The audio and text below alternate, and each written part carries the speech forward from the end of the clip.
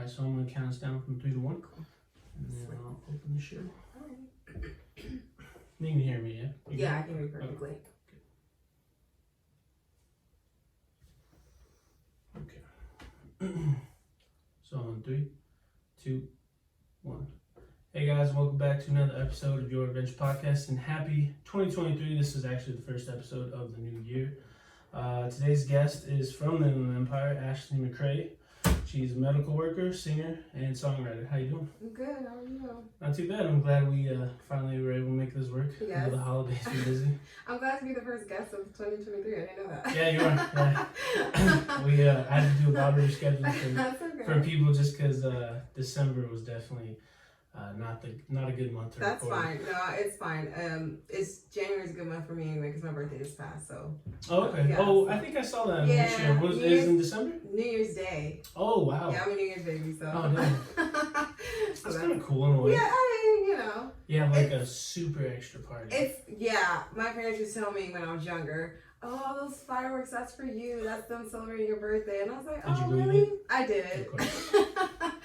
And then you turn 21 and then, then you can really celebrate your birthday. So That's cool. Yeah. Where'd you guys go? I went to a friend's out in the hills and we just went to like one of her friend's parties and we just party. I like house parties. I've done the club thing before. Yeah. I mean, it didn't do great. Got really drunk, but it's just too crowded and crazy. I just rather be with people I know in a comfortable space and crash on the couch. That's fair. I can't remember the last time I've been to a club to like actually party or do anything. It's been a while. Yeah. I mean, I'm 30 and I think young. Let's see. You're 32. You're only 2 years old. I'm 33 now. Oh, 33 now. Okay. But yeah. That's not old. It's, Come on. no, it's not at all. Absolutely not. No, it's so weird. I think I always tell people, I feel when we were like in our 20s, the club scene was bigger than it is now. Because people I know like that are barely 21 or in their 20s, they're like, I don't go to the club. It's not like a thing. So I'm just like, what do y'all do then? Because it was the club thing. That's, I think now I feel like it's probably like the rave scene more. Yeah, I think for sure. it is. Yeah, it definitely is. Because I had a coworker actually on New Year's Eve. They were going to a rave, but it was a rave in someone's house. They had rented like an Airbnb, which I was like, okay, I don't know how you're gonna get away with that. Yeah. So I was like, what about the owner who owns that house? But anyways, they were throwing like a rave inside a house, and he was talking about it. He said, yeah, we hired like 3 DJs, so like each story of the house had a DJ, like a different room, but it was a rave, and I was like, oh, okay. Yeah, like, all right, like, sure, cool. I guess, yeah. That's interesting. That's, I guess the cleanup on that would be, different. Well, yeah, see, that's what I was asking, because I was like, so how do people get tickets to this? I was like, how do people get tickets to this? Yeah. And he said, oh, well, you have to go on Eventbrite. Oh, okay. Buy a ticket. So the people who are running it are making like a profit, which I was like, oh, that's smart. Makes sense. So the Airbnb pays for itself through the tickets. Pretty much. And then probably for the deposit, they probably have someone come clean it up. I gave it to them on the fact that they're actually going to make money off of a party, because in the club, like, we didn't You're make paying to money. make, yeah. We didn't make You're any paying to money. make, We lost all of our money. You're paying for everything. So it pretty much pays for the drinks and everything. That's actually really clever. Yeah. That's cool. I mean, yeah, the raves is definitely, I have coworkers too that they love the raves and they're like, go to the raves. So I've only been to like 2. Really? Yeah. I've always wanted to try one, but then I drive and see how long the lines are and people waiting. I'm like, it's okay. And you can only really do like 1 or 2 days. Really? Because a lot of raves are like 3 days, like over the weekend, Friday to Sunday. Yeah. That 3rd day is brutal. Brutal. Yeah. I figured. It's kind of like a Coachella, so huh? Yeah.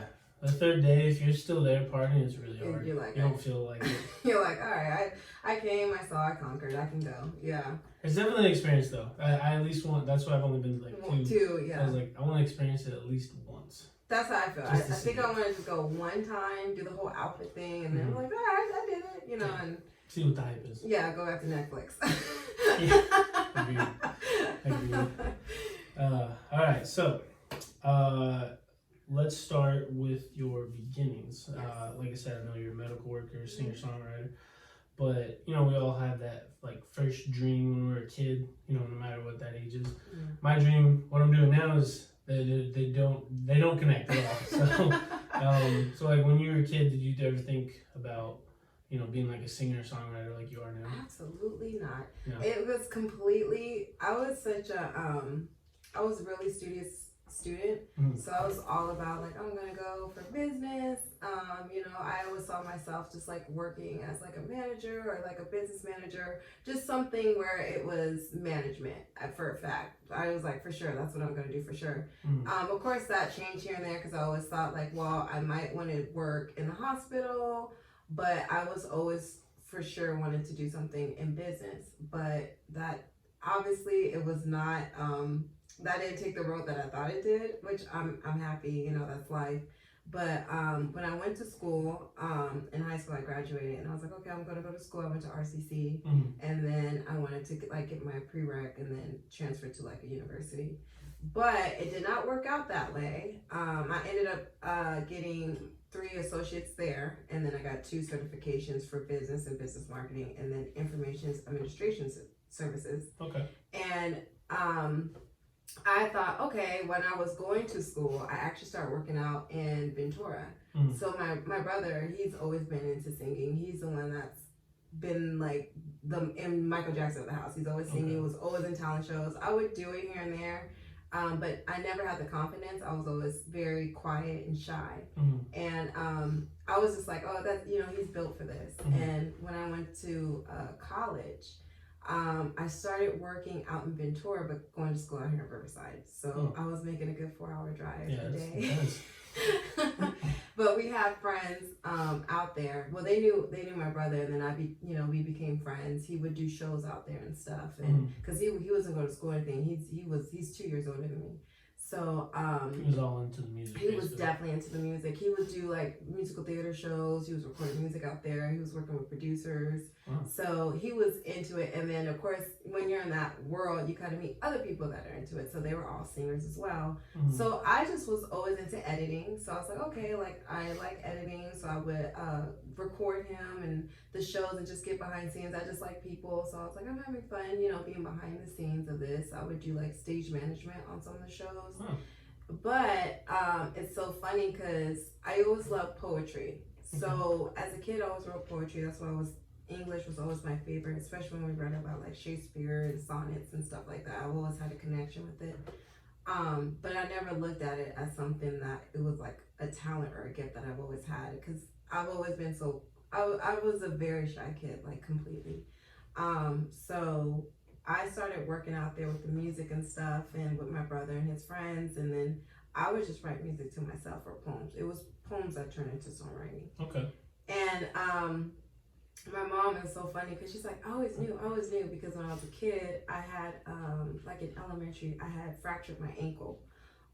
So I wrote a song about it, like to myself, because I was in that cast. Oh, I hated that damn thing. I was in it for like 2 years. And you know that scratch thing, like 2 years, it took a long time. Like it was like the worst because they had to keep remoting it and stuff. I would keep getting it wet. I was in elementary. I wasn't too responsible. Okay. I was gonna say that. I've never heard of that. I would get sand in it. I was not like a recent. Yeah, that's why it took forever. But I literally wrote like a song about like my woes needing crutches.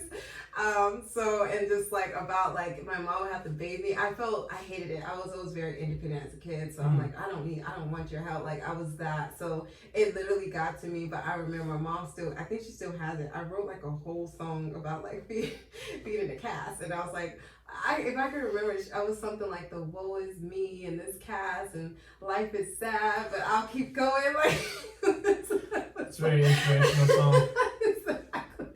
I was really into my like thing back then. So I was very into my Evanescence back then too. So expressing that feeling for me was good. But yeah, I started doing more songwriting, and one day I was really shocked because me and my brother, we kind of keep our stuff separate, especially with his music, because we're different styles. But I remember I look up to him in that way as music, because he's always been like the one that's always done it. So I did do a song with him. We wrote a song together called Galaxy Love. It was one that he did. It never came out. We just recorded it. And I remember I was so happy. It took us forever to write that song because we thought it was Michael and Janet because it was like, we'll be the next Scream. Like, but working with him was driving me crazy. And it was so crazy because he's a songwriter as well. So how he hears music, how I hear music differently, how we approach it differently. But he's very talented. So I was just like, oh, he's not going to listen to me because I'm like the young sister. Mm-hmm. Like, so I felt like I had to fight for it. But when I actually got to write a song for him, I was like, I felt, oh my God, I could do this for other people. Like, I loved it. The result with it was just amazing. So, back to when I was in Mentor though, all my friends, they're songwriters and all that. So I literally would just write music. And one of my best friends, Sabrina, she kind of pushed me into like, hey, we should just like sing, like mess around and stuff. Like get in front of the mic. More so get in front of it, more so than be behind it. And I was like, I don't mind. I would record stuff by myself and do it on my own, but I would never share it. Oh. That was my thing. Okay. So I would always write and stuff. I just never put it out. And she had her ukulele. Oh wow! And we would start, very very rare. And we would just start doing covers of songs. And eventually, one of the songs I wrote and I shared with all my friends. I was so nervous because to me, I was like, they're such great people, like they're so great in music, like I felt like almost like imposter syndrome. So I was like, I don't know, like they've been doing this for some years, I've been kind of, I'm not molded and stuff. And I did a song called Superiority, and I showed it to my friend. It had like a rock vibe because they were doing like rock, and my brother's like R&B rock, he does all of it. And then his wife now, she's an opera singer, and then all her sisters sing. Her other sister's like into tech, she does beats, and her other sister's like soul. Literally, and that's why I was like, it came into like when a perception, I was like, whoa, everyone around is just music. And I never even looked at it that way. It just was the norm. So I did a song, Superiority, and I showed it to my friend Dougie. And I was so nervous. That's when I was like, listen, my stomach, I'm just gonna send it to you, not look at my phone. I'm just gonna I was so nervous. And his reaction and everything, I told him, please be honest. I always love that. And he just loved it. And I felt, and from that day forward, because I respect him so much, I was like, all right, I can show my music. Like, I can show him like what I've been writing. I have like 20 notebooks. So just in the background. Yeah. I was like, I have music, but I actually don't mind putting it out. So I did that, and I started getting comfortable writing more and more and more, and for other artists and stuff. So I got really comfortable writing for bands. And then after I graduated college, and then I moved back home out here, because I wasn't working out there anymore, I literally started working in Brea. Okay. I was working as a call center for like Whole Foods / Amazon. And I met the craziest person to this day. He's like one of my best friends, but he's crazy. Okay. And in a good way, very good way. And he's a lot, but I love him to death. I met this guy, Anthony, and he literally has his own productions, Jazz Time Productions, and I didn't even know. I literally met him the first day. I'm like training with this guy, and he's just like, this is cool, like older black guy, like, like, hey, what's up, whatever. And I'm like, hey, and I'm all like trying to get like the notes and how I do the job. Trying to train. And he was so, nah, you'll be fine, just show up and do it. He was just so, I was like, okay, he's a little extra, he's crazy. And then he was like, do you sing? Like, I think it was like the first week I met him. I'll never forget, I sat next to him, and he's like, you sing? I was like, yeah, I sing. And I actually came out with music. Like, I have my little EPs out. I wrote that's when I did Loyal Friend and like Move Your Body and stuff. So I was pushing it out to like radio stations and stuff. They were playing in like Miami and stuff. So I have my own little EPs, and I was pushing out myself. What's an EP just for people? It's just kind of like EPs, basically like you're gonna come out with 3 or 4 songs. But it's not. It's kind of like a teaser, a look into like an album if you ever come out with one. Okay. So it's kind of like when Lizzo first was coming out, she had like the EP, and then she came out with like her bigger songs. Obviously, when she got signed, But she had a whole bunch of other songs preview. Okay. But yeah, so I had like those, and mind you, when I was doing that, I was a little overwhelmed at first, but I had experience because I would have to look for my own beats because I don't make beats. Mm-hmm. And I was like, man, I don't know how to do that. How do I find beats? How do I pay for beats? How do you find a good one? How do you find a good one? And then, of course, like I said, I'm very into business, so there's always a legal part of it. How do I get the copyrights? How do I copyright it? How do I make sure if there's a contract between them, who gets what shares? I don't mind. I just want to make it clear as far as like, you know, I'm not taking someone's work. It literally, and it comes down to, and royalties. How does that work? So I knew of nothing about that at all. So I was literally just kind of teaching myself. And then I met Anthony when I started working in Brea, and then he told me about his production. And he said, I do jazz time, you know, the Long Beach Jazz Festival, the big one in LA. And I was like, oh, okay. And so he's like, do you want to do it? Like, you could do it. He was like, yeah. Oh, wow. Mind you, I never performed in my life.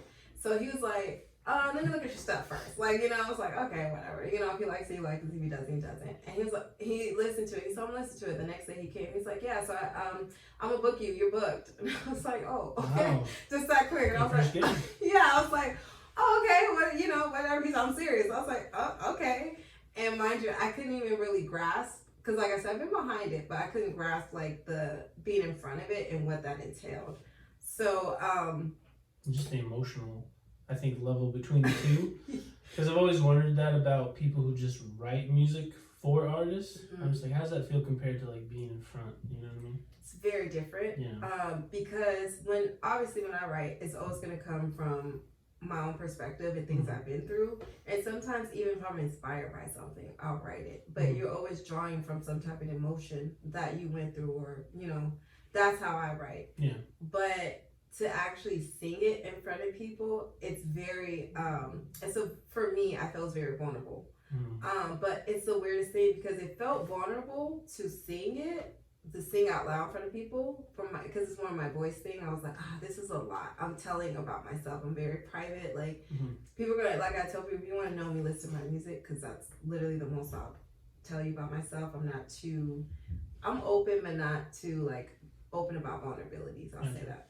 So literally it feels very different, but at the same time it felt liberating. And the only thing that I felt liberated in that is when I did the Long Beach Jazz Festival. Because I had a band. I was so blessed to have worked with really talented artists. One of he plays the saxophone. His name's JD. He actually went on tour and did stuff with Janet Jackson. So I was like, I'm not worthy. But they're like my big brothers. Like I adore them so much. I had such a good time. It was fun. And, you know, I performed a 30-minute set with like all my own original music. And it felt great. Like I felt when I did it that time, I was so nervous. I told him I don't think I ate for 2 days. I was just nervous to a T. Everything was just freaking me out. I was like, I don't know. I'm coming in this with here you go. Like it's either sink or swim. It's such a big first gig too. You're not even just like a local bar or something. No. It's like a festival. It's a jazz festival. Yeah. It was like over like probably 200,000 people there. Like you know, so it was great. Like once I did it though, it was so funny. Once I ended and we did the long lap, we ended with Move Your Body. I didn't want to get off stage. I felt like home. I was like, I don't want to leave. Like, and in that moment, I was like, wow, I can do this. Like, it's bigger than me. Just seeing people dance and connect and actually like my music stuff I wrote through stuff that I went through. It was just beyond me. It's so supernatural every time. If I even see someone that knows my song or like sings, they're like, oh, it's very supernatural because it's just like, oh wow, thanks, you know, because it comes from such a place when I wrote music. Some of it is like it was just me in my room, or I would sleep in the car. And I had to work 2 jobs because me and my mom worked in the same like department, but we were in the same industry. So she would have to be there. This is when we were in Brea. So we'll go like 4 o'clock in the morning. We would leave, get there 2 hours later because of traffic. And then I didn't have to clock until like 10, but she had to clock in like at 8. So I would either sit in the car, like knock out for a little nap, or I I literally would just be like, no, I would just write music and then go to work and get off at like 8 o'clock at night. And then, no, I'm sorry, not 8 o'clock, 5 o'clock. And then drive to train because I have a trainer. So we would drive to when he was at 24 hours and train and then go home and do it all over again. So my break time was always me writing music. Basically, kind of a stress reliever. But that's what kept me going. Like when I stopped working at the place out in Ventura, I called my friend Sabrina. I was like, I'm so sad. And I didn't realize that was the first time I wasn't around anyone in music or anything that was music. And I just felt almost depressed. And I told her, I don't know why I'm so sad. And then she's like, she also did her own production. She did like a rock. She had like a rock shows and stuff. She was a promoter. So she wasn't work there anymore. And I would call her and I'd be like, I don't know why I'm so sad. Like, I didn't realize it was the music. I missed that. I didn't realize that was making me feel really depressed. Like, even though I would write it, it was not being around it all the time. And I was like, and it brought realization. I was like, oh shit, like that's. Yeah, we get. Sorry, I probably shouldn't mention it. It's an explicit podcast. Okay, sorry. I put it in that category for a reason. Just in case slipped out. Sorry, yeah. No, you're good. I was trying to filter, and I just was like, oh shoot. No. Okay. But yeah, it came to that realization when I did it. But ever since then, though, like I told people, and I don't know why they said the cage bird sings or whatever. You can't get me to shut up with music. Like I'll keep going. Like it was a door that I felt like I was able to open, and it made me. I feel a better person because I'm able to speak out and be okay with my vulnerabilities and having them. I grew into it. Like as I got older, I'm like, it's okay. Like you don't have to like be ashamed of being vulnerable. I'm the type of person I never cry in front of people. Like when my mom still to this day always say when I was like 6 or something, I fell down a flight of steps, like tumble. It was not cute. And it hurt. But everyone saw me and they're like, and then I literally looked and I went upstairs, walked very like nothing happened, and I went and closed myself in the closet and cried. And my mom went up there and like, are you okay? Like she put it, I tried to cover my face and wipe my face.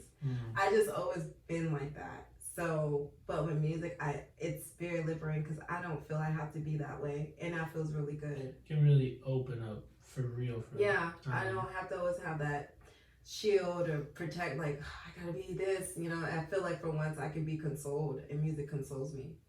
You know, it's interesting just like that you say that, just because like I'm in the world of therapy, and in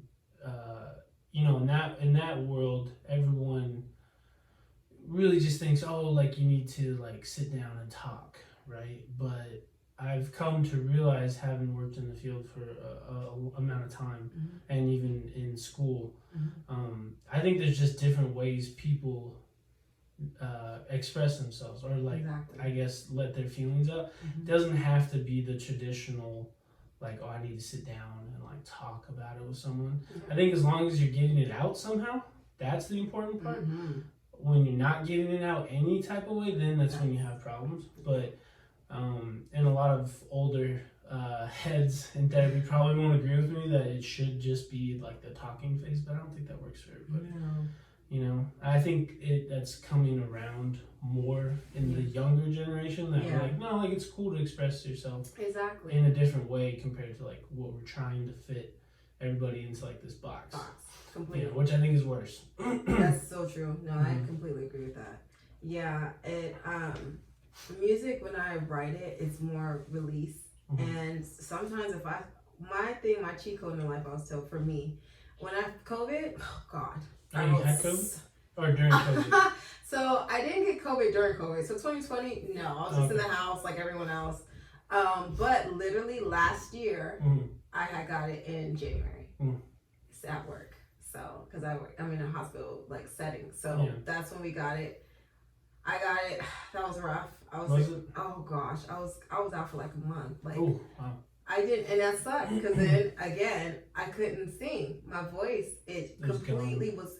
I literally came back because it was after my birthday, and like the week later I came back, and I was like, man, it could just be the cold, whatever.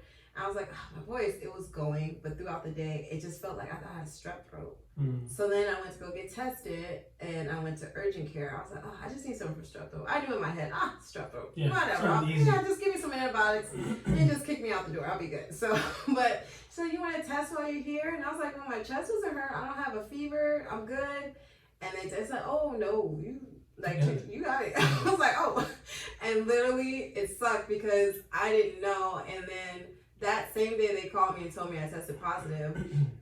Everyone in my house got sick. My brother, my mom, my dad, everyone had got sick. Then I was like, it was patient zero. I was like, damn it, I'm sorry. It's funny though, because I feel like after 2020 was over, I feel like a lot of people got it even more after 2020, but no one knew they had it. Yeah. Just because no one has symptoms anymore. It's weird. It's weird, yeah. So, the throat thing killed me. And then as soon as I did get it, my voice was gone. My voice was gone. I was fatigued. Like, I couldn't, my body hurt pretty much a lot. But not as bad. It was just more so I was sleepy, but my voice, I spoke to the guy Anthony was telling me about, and he was like, what you been writing? I was like, my voice, like, I was so scared to strain it because it felt like strep throat for the past. It felt like that for like 3 weeks. Like it felt like I couldn't swallow. Felt like glass in my throat. So I was really frustrated because when I'm not in a great mood, I either listen to music or write music or I sing. And I didn't have the motivation during that time to really write. Up there like sniffing in my eyes. So I was like, the idea that I wasn't able to sing or even hum, it made me I didn't like that. So eventually when I got my voice back and everything, I was like, yeah, let's never have that again. Let's never go through that again. So what genre of music would you say you do sing? Because I listened to a few of your songs. The one I actually enjoyed the most was one of your more recent ones. But this summer. That was very good. And then there was the one with the guitar. Play Me Like a Guitar? Yeah, I thought the acoustic on that was very well done. Thank you. So having listened to a few of your songs, I don't know where you're at genre-wise. So that's why I do want to ask, like, where do you feel like you are maybe? It's so funny. I think because I songwrite for a lot, I tell people my genre is eclectic. I don't typically have a go-to. I love to draw from like R&B. Obviously, that's my roots. I used to, we sing in like church, so hearing that and stuff, that's always my roots. But I love R&B, pop, hip hop. I love Evanescence. I don't like to box myself. I'm really eclectic. So I don't really have a specific sound. Okay. I like to say. I tell people whatever's for your ear. I hope I would have something for that. Okay. Yeah. Now, this is one thing I've always been curious about with singer-songwriters, because I've had probably like another two singers on here before as well, or earlier when I started the show. And I never asked it, but I remember thinking about it last night. I was like, yeah, I gotta ask her, because I'm curious. So I've always been curious, how do you come up with titles, like, or song names, you know what I mean? Because I see what you're saying. Because sometimes I'll listen to a song and the title, like that word or anything, it's not even in the song. Yeah. At all. So I'm like, okay, like, where did they come with that title? And then I hear a song that, like, the whole song has that title, and I'm like, okay, that makes sense. But so I'm always curious, like, how exactly, I guess in your experience, how have you come up with like your titles? Like, That's so funny. I don't do the titles until after. It's so funny when I record. I do the verses first. Okay. Like I write the verses. I don't do the chorus. I always do the chorus last because I feel like whatever the chorus is, that's when I do the title.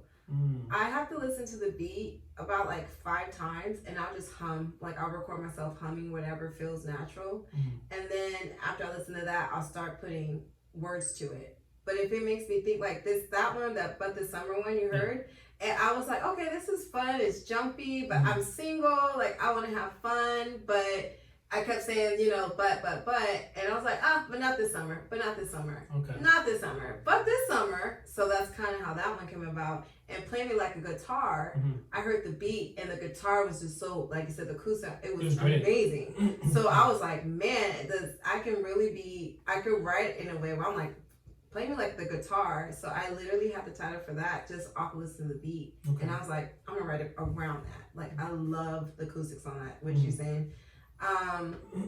There's one I have called Cupid's Wrong. So that one's more like a kind of like a pop ravey sound kind of, but that one I came up with the title because it's like party and stuff, but then it transitions, like the beat transitions again. It's like a beat drop, then it jumps up again.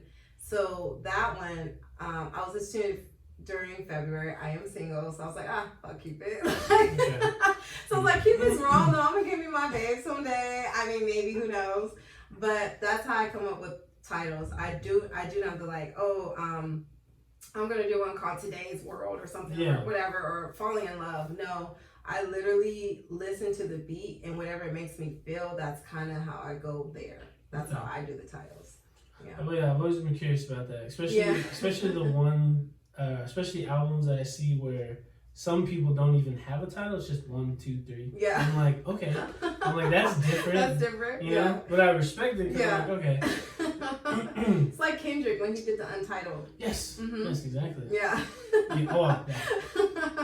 I get what you're saying. You know, but I've always been curious about that, and I've yet to ask until now. No, I'm always intrigued by that too, because Lana Del Rey, when she came out with Blue Jeans, I did not know that was the title of that song, because she literally doesn't say it in the chorus. If you think about it, she said, I could love you till the end of time. So I was like, I like that in the time song. But literally she says Blue Jeans once, and that's the intro. Blue jeans, white shirt, so that's it. Like, see, like I said, when I hear a song that has nothing to do with the title, I'm like, okay, like why? Yeah, like, it's just, I guess, whatever the artist kind of, whatever he was feeling, I guess, in the moment. Yeah. And then I hear, sometimes I'll hear someone who wrote a song, and so, okay, I guess that's my next question is, how long do you think it takes for you to, like, write one complete song? It depends. That you're, like, proud of it. Proud of it, yeah. Oh, I'm never proud. I'm not saying I'm never proud. I'll be like, I'm a perfectionist, so I'm never Very done. picky about it? Yes, that's the problem. So that's why sometimes you need to have someone be like, all right, that's it, you're finished. Okay. Which is my engineer. He'll be like, that's good. We're done. Cut it out. Exactly. Yeah, I guess. I guess kind of like, it'll take me it depends on the mood. So if you give me something that's bouncy, like But This Summer or Move Your Body, songs like that, I can do like 10 minutes top. Okay. Like I can have it done, hook, chorus, finish. When it's something R&B, that takes a little bit longer for me. I'll say probably like an hour, depending on like the beat or what I'm feeling. It doesn't really take me much or long to write a song, because I think I've just been doing it so long, and it's kind of knee jerk and it's quick for me. I'll say the max probably be an hour. Okay. The reason I ask that question is because I always hear different answers. Like, some people will be like, oh yeah, like, and it's funny to me because some people will have like a #1 song, right, or a hit song, and they'll interview them and then they'll be like, oh yeah, I made that song in like 5 minutes. And it's like, okay, but it's #1 on the charts, so you feel that you probably put a lot of time into it, but sometimes just not how it works. Yeah, and some songs too. It's so funny. Some songs, it's either like those, like you said, like 5 minutes, whatever. It's like, it's something on the chart. Yeah, it's like 5 minutes. Or in the car, like I said, some of the songs, But This Summer I wrote, that's really an old song. I wrote that back when I was in Braille, like 4 years ago. Okay. So, but I did that when I was like sleeping in the car and waking up. Like I would just do that one when I was trying to, in between clocking in, clocking out. So I get what you're saying with that, because sometimes it's like some songs actually could be like 10 years old or 5 years older, and for you guys, you're just hearing it. But they're like, that's why I brought up But This Summer, because I had gone to your Spotify profile and it said 2022, so I was like, oh, okay, this is her recent like release song, whatever. But like you said, you wrote it years ago. Yeah, I wrote like 4 years ago. So what is your like most recent song? Are you coming out with anything new? Yeah, so I've actually been recording a lot of stuff. Like I said, my engineer, I gotta kind of cut it down to what I like and stuff. But yeah, I do have some stuff coming out. I kind of think around the summer is when I'm gonna come out with it, because I'm working on other things as well. So yeah, I'm hoping this summer. I did do something with another band. I don't know if I want to say it yet, but it should be coming out either this month or next month. So, yeah. Now, do you just drop singles or you drop albums? Like, what do you usually do? I don't really drop albums. I drop more so singles, but this time around, I do want to drop albums. Beautiful album. Yeah, I do want to do albums because this time around I want to do touring with it. So, you know, I have a good catalog of stuff, but I want a body of work. So this time around I do want to do album. How many songs is usually like an album? Because I see some albums that are ridiculous and it's like 50 songs. I'm like, okay. And I see one album that's like 5 songs. I was gonna say it depends on the era and the artist. Yeah. Nowadays I do notice they're like 10, but the thing is, the more songs I feel I've seen, the more songs that are on albums now, they're like 2-minute songs. They're short. They're not long at all. Yeah. Versus like, I love Mariah Carey, so I'm a big Mariah Carey fan. So you'll get like 13 tracks, but you're getting like 3 to 4 minute songs on there. So for me, I feel I wouldn't really do 2 minutes if I can't. Normally my songs are gonna be 3 to 4 minutes long or longer, but I think of good as like 10, 12. I think that's a good. You think 2 minutes is just like you can't get out enough, or? It's just different. I think more so it's more marketing than it is about just the. I'm not saying it's not about the music, but I think it's more of a marketing strategy behind it being 2 minutes. Because you gotta think like people TikTok, they want that quick attention span is quick, and then they want that sound, so it has to punch. So, like what's her name? Album's amazing, but the songs aren't really long. SZA's new album, SOS, I love it, but the songs aren't like long at all. So, but I think it's more so a marketing thing because they want something quick and they want something that you can play on a 30-second clip, probably on TikTok. So I understand why they shorten it. But for me, like I said, if I'm doing an R&B song, it's really, really hard to cut an R&B song to 2 minutes. It's like listening to like Confessions. You couldn't listen to Confessions of Usher in 2 minutes of a song. It doesn't hit the same. Like so, yeah, I feel with certain things, yes and no. It varies. So actually, that leads me into a good question. Is like, what do you think? How do you feel about the music industry as it's evolved, like over the years? I love where it's at now. Yeah. I love where it's at now. As far as, I love that it's on your own pace. You don't need to know people. You don't need to be like in a big record deal nowadays. I do love that, and I love that everyone has their own space more so than they did before. Back in the 90s, you know, this is the person, this is a pop person, this is who you listen to. Radio tells you this is what's number one. Now it's like, no, people pick what they like. Everyone has their own lane, and artists are independent. I've seen a lot of shows unsung. I watch that a lot. Well, it's a lot of artists back in the day who just, they could kind of screw them over as far as the contracts and royalties. And that I love now in the industry. People have a lot more of their hands. The artist has their hands in their merchandise. They have their hands in their royalties and their copyrights. And they are able to communicate with like what it is that they're going to pay for. Like, I want this beat for how much. It's more that you get your hands in it versus a record label, like, well, you got to pay for this, we take this, a penny of a quarter, you know. Even with that, it's kind of almost the same with streaming. That still, I feel, needs to get better at that, but it's a lot different versus now. And I like that there's an audience for everything. You can pick what you like. If you go on Apple Music, like, I like this, I'm listening to this. You're not controlled in a way by what the record label's paying for radio to tell you to listen to. I guess the one thing that I found most interesting about the music industry now is mainly because of TikTok. I'll see, basically, like you said, a 30-second like music clip, and it's just a song that someone wrote specifically for TikTok, and then somehow it blows up on TikTok, right, or social media, and then that their full song now finally gets to be released like on the radio, and it's like a top chart. And I'm like, that is insane to me because you literally just made it for TikTok and then it blew up to a song. So that's why I asked the question, like, how you feel about the changes, how it's evolved, because that's way different now. That's I had that years ago, obviously. That one differs as far as the music industry with labels. That's how I feel with it, but social media is just different. I don't feel that there's a right or wrong answer because we are the first generation of social media, especially with music. So I don't really know, like, it's a trial and error, and I guess in the long run we'll kind of figure out what works for the artist and then what doesn't, because because it's just like you said with those clips of the song, it's just so different. But I was talking to my friend, I was like, we never had this. Like this is we don't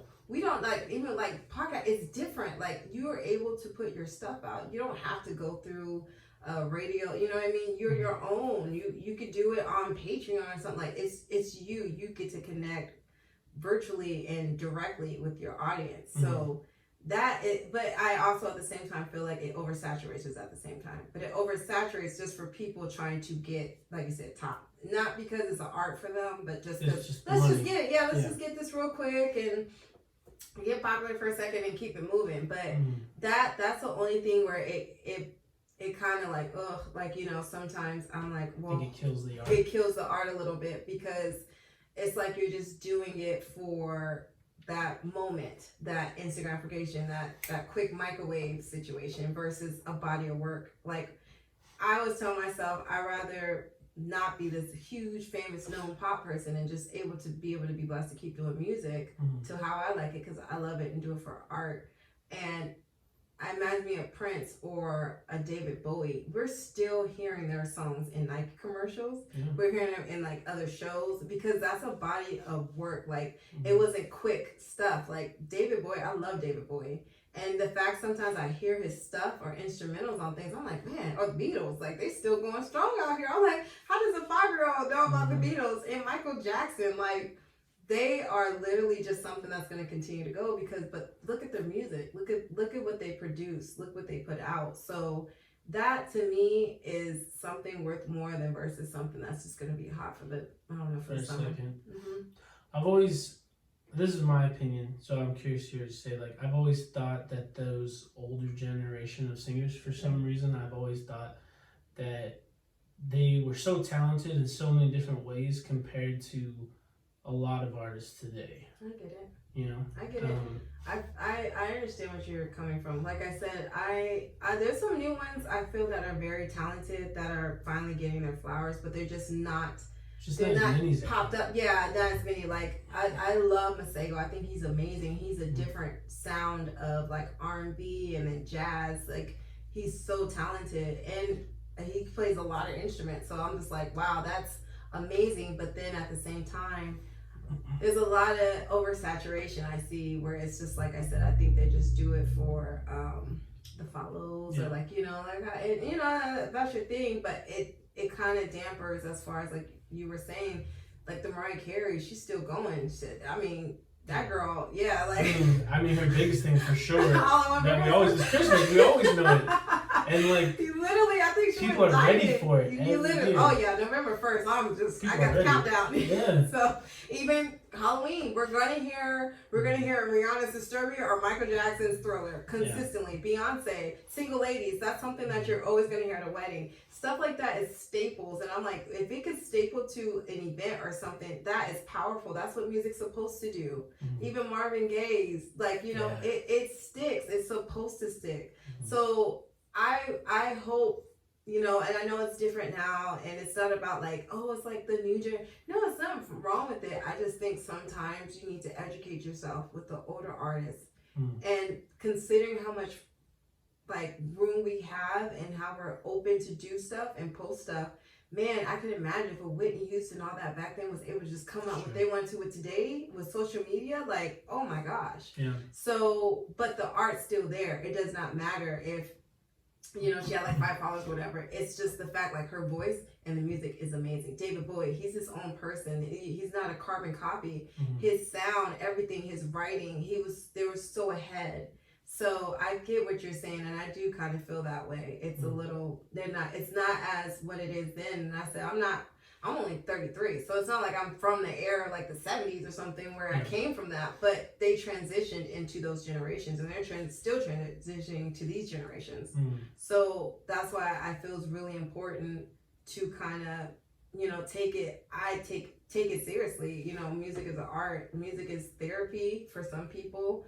It's a ministry. So I don't think it should just be like this, because, you know, Vine was hot. Yeah. TikTok could be gone tomorrow, you know, so it's not a lasting power. You think, I always wonder if we'll ever get to so I feel like I don't know if this is like the psychology part of me talking, but I always feel like our generations, we just like constantly go in a loop of things. So like I feel like eventually we'll like break away from social media and we'll kind of go like back to normal in a way, and then it'll come back around again. I don't know. I get you. That's how I feel. My mom always says nothing new under the sun. It always does the whole rotation thing. It sounds like a vicious cycle, but I feel like it's just a cycle. Like we go through it and then we'll come back, and then because I think like the big craze, I think nowadays, and you could probably attest to this because you said you have a trainer. Like now I feel like probably in the past, maybe 2020, I guess. 2020. 2020 started everything. It really did. It really did. But I feel like now more people are trying to like be on top of their fitness and nutrition, like live healthier lives compared to what it was like prior. Probably maybe when we were little kids, or even maybe like our parents, like everything was quick food, fast food, like because it was easy. But now we're like trying to get away from it. I noticed that. I've been with my trainer. It's gonna be 6 years next month. So I was with him before the 2020, and I have noticed a difference, and it's a good difference. But 2020, it was, you could definitely see afterward people are getting back and trying to. Right now, I know that industry is really populating with the health drinks and all the new stuff that comes out. It's popular, so I mean, it's a good thing, but it's to stay in power, staying with it. So, I'm not against it. I'm into working out, so. You have an odd face when you said that, but I get you. It's what they call it's just a necessary evil. Literally, it's not fun, but it's good for you.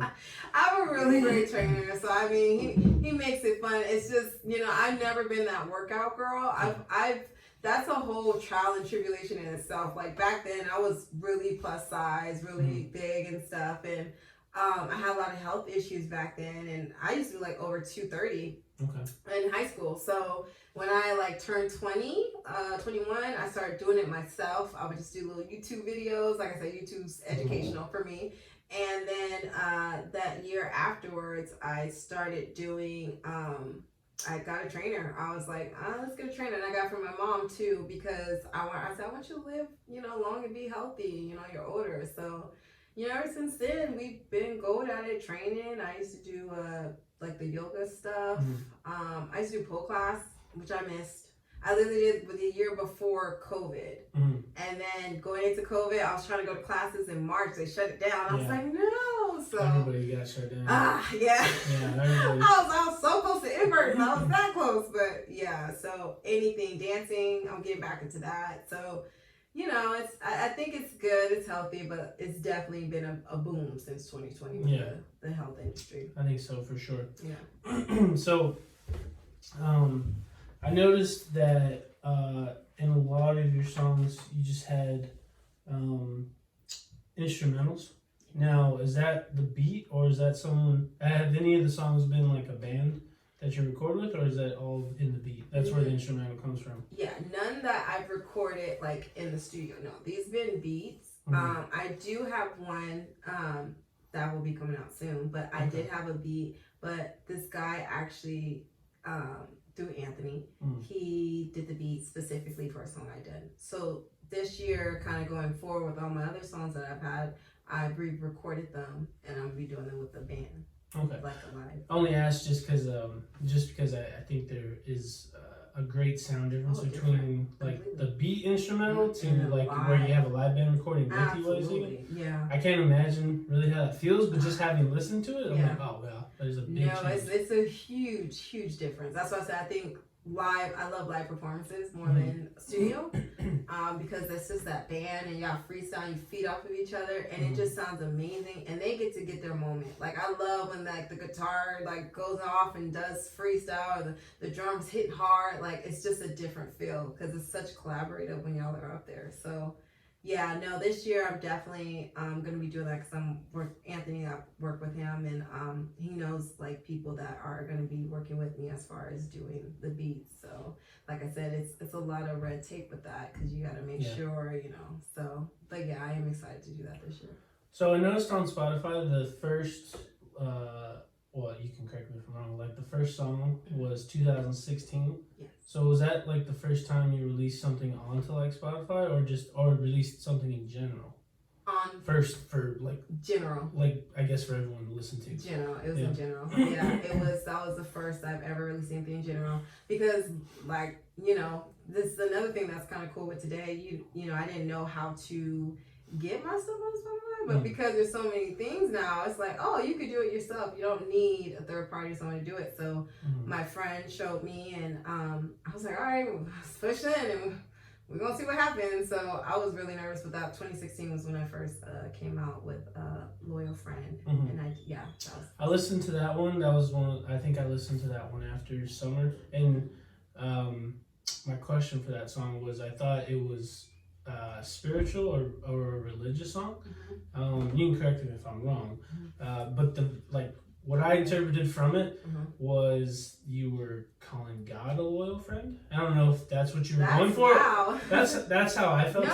I'm a believer, so I don't know if that was another story about. It's so funny. That in essence, yes and no. It was both, but he's my everything. So yes, it was. That's so funny you said that. But yeah. When I wrote it, it was God, being my loyal friend. And then obviously people in my life, it transcended to people I know who've been my loyal friend, who've seen me through thick and thin. So the base when I started it was God, yes. And then when I did the whole thing, I was like, man, this relates to my friends in my life. So yeah, it really was. Even when I did it at the jazz festival, and I dedicated to God. I'm like, it's for you, God. But yeah, it did based out of that. Okay. Yeah, that was the vibe I got, and that's like what I felt. I was like, oh, okay. Because I'm from a Catholic household. Okay. So you born and raised Catholic. So like when I heard it, I was like, oh yeah. I was like, okay. Yeah. I can see this. Yeah, that one was both. So and people who do it, they still have that. It's to a friend. You get dedicate to a friend. But the other one I did was straight about God, like completely. It was He'll never leave your side. That one's strictly like gospel roots and all that. But yeah, Loyal Friend was based on that. Okay. I'm glad it transcended that. Yeah, I mean, I'm gonna assume for an artist, like, you want people to see your message, but everyone's gonna interpret it differently. Yeah. And I guess that's good. Yeah, I love that. So the next thing is, I'm sure you've probably thought about it, but is there ever maybe a chance of a music video for any of your songs? Yeah. I know that's the next big step. Yeah, that's the big step. Yeah. That one, I've actually worked with this guy who's done my photo shoots. I've done a lot of shoots like the past 3 months ago. Yeah, I've seen some of your photos. Yeah, it's so funny because most of the stuff, I think it's so funny. People, for you guys, like, it's new, but most time you have to do that like previously. So it's something that was done in June might be coming out in February. But it's, it's just, you got to have the whole package. So yeah, he does photography and he has his own company for videography. So we want to pick a song, the one I'm doing that's going to have a vibe band in it. That's the one we want to put money and finance into with the video. Make it go really okay. That's the one we want to do because some stuff I don't want to keep for myself. I want to see who grabs it, and then there's some stuff I want to keep for myself as a writer. So you have a lot of songs like on the backlog just waiting? Oh yeah, they're ready to go. I was telling my friend, like, what genre do you need and what sound, because I'll just go through my catalog, like, here you go, I'll send you 3 of them, like, so I always got them like ready and queued up, just, that's why I was like, whatever, I'll write whatever. I would love to one day hear if, one of my songs are like a show, like a Grey's Anatomy or something like that. I love Grey's Anatomy. Wait, is the show still around? It's still going, I think. Like, I committed so many years, I can't stop now, so I'm just like, I gotta finish it to the end. That show's been on since we were kids, right? Literally. But I only got on because of Netflix. Oh, is it on there now? Yeah, I think I'm on, I don't know what season it is. It's like a top model. Was it Psycho 20? I'll be honest, I know about Grey's Anatomy, but I've never watched it. It's okay, yeah. But I know it's been going on for a really long time. I tell people, if you're into it, you're into it. But I've dedicated so many years, I can't just stop now. So I'm like, when the wheels fall off, that's when I'll go with them. So that's fair. Hold on, I lost my train of thought. Oh, sorry. No, it's okay. Video. It was great to have me. Oh, okay. About writing your music. So it sounds to me, in this conversation, that you have transitioned from writing songs for other people to just now it's all yourself. Like, do you still maybe write here and there for other people, or is it physically just for yourself? No, if I can write for myself or anyone, I'm always gonna write. Mm-hmm. I'll write for whatever. Mm-hmm. I'm always open to writing because that's the base of everything. That's my love. I will always continue to write for either if it's for myself or someone else. Now I'm just curious, and like I said, I don't want to take the love away from the art, but obviously we still got bills to pay. So, obviously, yeah. So I am curious, like, so if you do write songs for people, is there a specific? Yeah, is there a specific conversation? I only ask that because I get it. Other people are listening, they may be like, hey, like, yeah. I mean, wouldn't we love to do what we love for free if we lived in a world like that? But no, you gotta be compensated. Gotta get compensated for it. But no, when I write for other artists, they do pay. And it's funny, it depends on how you want to take it. So, and that it's very contracts in music. So if I write a song for a band or somebody, it depends if I just want to charge them up front for the whole song like a beat, or do I charge them and then also tell them I want a certain percent of writing and then this much of royalties. Obviously I am because I'm the writer, but then you have to split that obviously with how much they agreed to. So that's something you get paid in that way depending on how you take it. Shows. I tell people that would never be a dying breed for artists because that's how you get your money. So doing shows, that's how you get paid. An audience. And merchandise. Like that's why merchandise is so heavy and expensive at shows. Merchandise?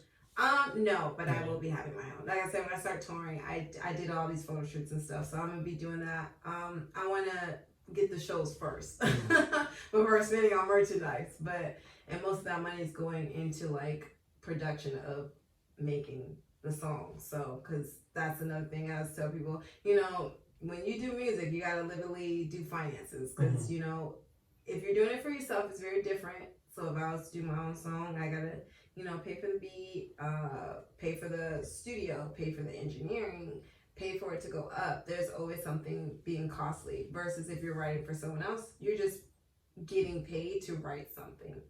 Yeah, that's it. Done. So that's what recycles the payment for my own self is writing for others. Just kind of I just wanted to ask about the finances just because, like I said, we still, like you said, we still live in the real world. So it's your story so far. It's beautiful, right? And you're talking about the art and the love. But in reality, you still have to get that love and that art out there. Is still like a financial part too. Yeah, you have to. And I feel like a lot of people sometimes forget that. Oh no, yeah. When they first go out and try it, and I'm like, this hard. is a lot harder than I thought. Yes, that's why most people. It's so funny. Like I told people, you're not just doing one thing. You're never just doing one thing.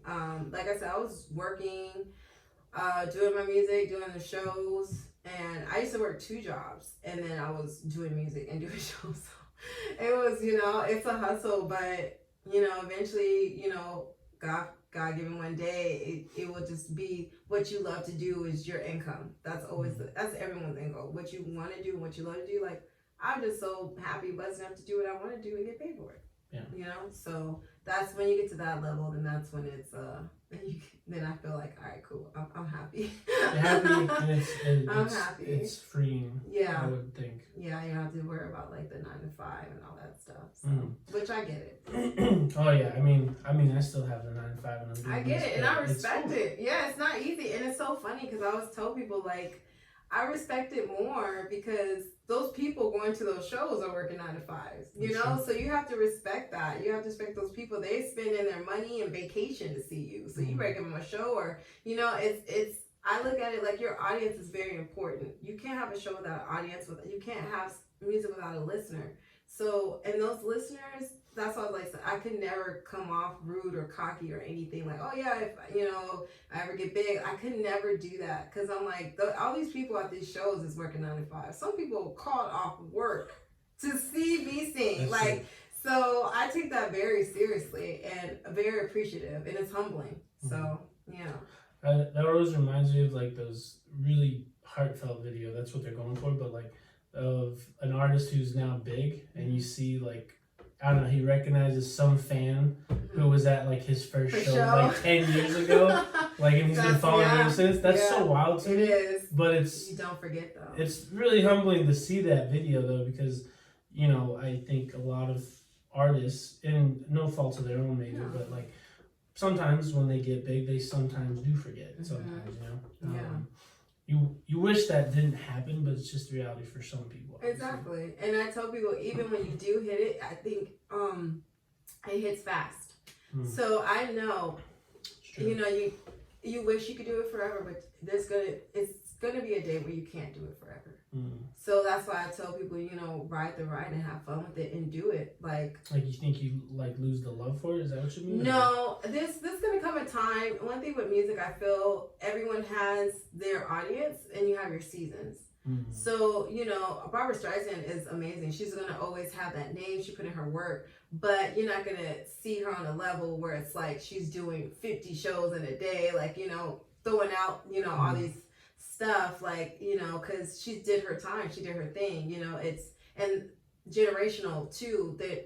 I'm not saying they don't know her, but it's a different generation. They may not know what a Barbara Streisand is, you know. Sure. So, or unfortunately, like a Celine Dion with her recent situation. So, you know, but she did the damn thing, and you know, she's got her name and all that. So that's why I said I really applaud artists like Mary J. Blige and Mariah Carey. They still going and they selling out, you know, like. So I feel with anything, like basketball, they retire eventually, you know, just, you got to have fun with it. I tell people, and just do it because you never know. So keep going and have fun doing it. It's kind of like the saying where it's like, well, you know, tomorrow's not promised. Yeah. You know. Or you're not as young as you were yesterday. True. Well, actually, I haven't heard that one before, but that doesn't make sense. I agree with you on that one. So, yeah.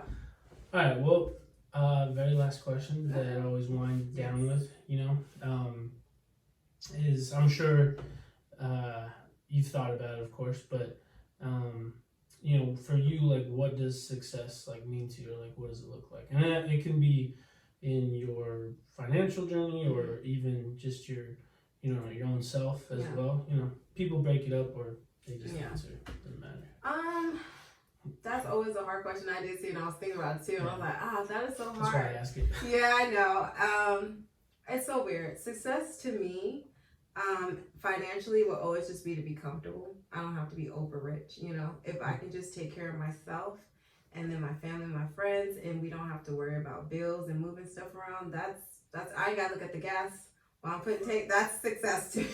I just let it roll and whatever. The first one to say that, but I agree with it, because gas is next. You know, like, that is a place where I financially, on that aspect, where I will feel like, okay, I'm good. On a personal level, I feel like just being happy in what I do and just waking up and being around people that I appreciate and living and learning through failures. And I don't like to say failures, but just through things that didn't work out and still continue to go and just move on. I'm successful. I do not take it a month at a time. I take success a day at a time. So, you know, because looking back in 2020, that was really a rough time for everyone. For me personally, it was pretty rough. It was a rough year, but literally I still, like, there were moments. It was my mom's birthday, it was my birthday, Mother's Day. I still decorate the house. I would still do, like, I did tiki nights. I still made the best out of the worst situation. And for me, if I can just keep that, then I feel I'm good. I'm successful in that. And yeah, that's kind of where I would just be happy with myself. I'm not ashamed of myself, or just anything where I feel like, why did you do that? No regrets. Happy regrets. I like it. Yeah. Is there any thing you want to say to anybody before we go? No, just make sure y'all keep checking out Your Adventure Podcast. And yeah, if you guys want to, you can follow me. I'm on IG and TikTok. It's at one Ashley McCray. That's MCCRAY. And yeah, just keep following, and I got some stuff coming out this year. So yeah, thank you for having me. Yeah, no problem. I appreciate you coming in, being a guest. All right, guys. Well, you heard it here. Make sure you tune in to Ashley McCray's episode coming out very soon, and to her music. So we'll see you guys later. Bye. Thank you. Thank you. Yeah, of course. That's always a hard question. Man, the success one. I even thought about it the past 3 days. I was like, I don't know. What's success? It's funny that you say that because a lot of people tell me that too. They're so like, hard. They're like, oh man, I thought about that question for like a week. Literally. I'm like, really? I'm like, yeah. Okay. What do you define success as?